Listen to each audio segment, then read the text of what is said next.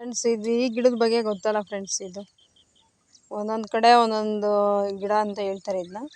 ನಾವು ಇದನ್ನ ಅವ್ರಿಕೆ ಗಿಡ ಅಂತ ಹೇಳ್ತೀವಿ, ಮಂಡ್ಯ ಸೈಡು.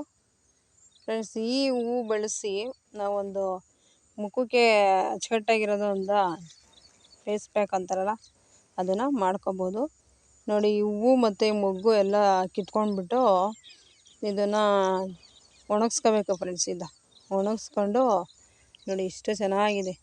ಈ ಪುಡಿ ಮಾಡ್ಕೊಂಬಿಟ್ಟು ಪೌಡ್ರ್ ಇದನ್ನ ಫ್ರೆಶ್ ಹಾಲಲ್ಲಿ ಕಲಸಿ ಮುಖಕ್ಕೆ ಹಾಕೋದು ಫ್ರೆಂಡ್ಸ್, ಅಷ್ಟೇ.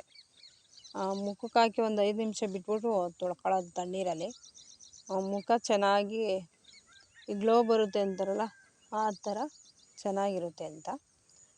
ಆಮೇಲೆ ಇದು ಬಂಗು ಅಂತಾರ ಫ್ರೆಂಡ್ಸ್, ಅದೆಲ್ಲ ಹೋಗುತ್ತೆ ಅಂತ ಈ ಒಂದು ಬಳಸಿದ್ರೆ.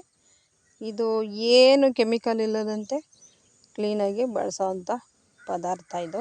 ಈ ಹೂವು ಎಲ್ಲಿ ಸಿಕ್ಕಿದ್ರೂ ಹಳ್ಳಿ ಸೈಡ್ ತುಂಬ ಕಡೆ ಸಿಗುತ್ತೆ ಫ್ರೆಂಡ್ಸ್. ಇದು ರೋಡ್ ಸೈಡೆಲ್ಲ ಸಿಗುತ್ತೆ, ತುಂಬ ಜಾಸ್ತಿ ಬರುತ್ತೆ ಒಂದೊಂದು ಸಲ. ಇದು ಈಗ ಎಲ್ಲ ಗಿಡಗಳಾಗಿದ್ದಾವೆ, ಇನ್ನೂ ನೋಡಿ, ಇನ್ನೂ ಎಲ್ಲ ಮಗ್ಬಿಡ್ತಾ ಇದ್ದಾವೆ ಈಗ.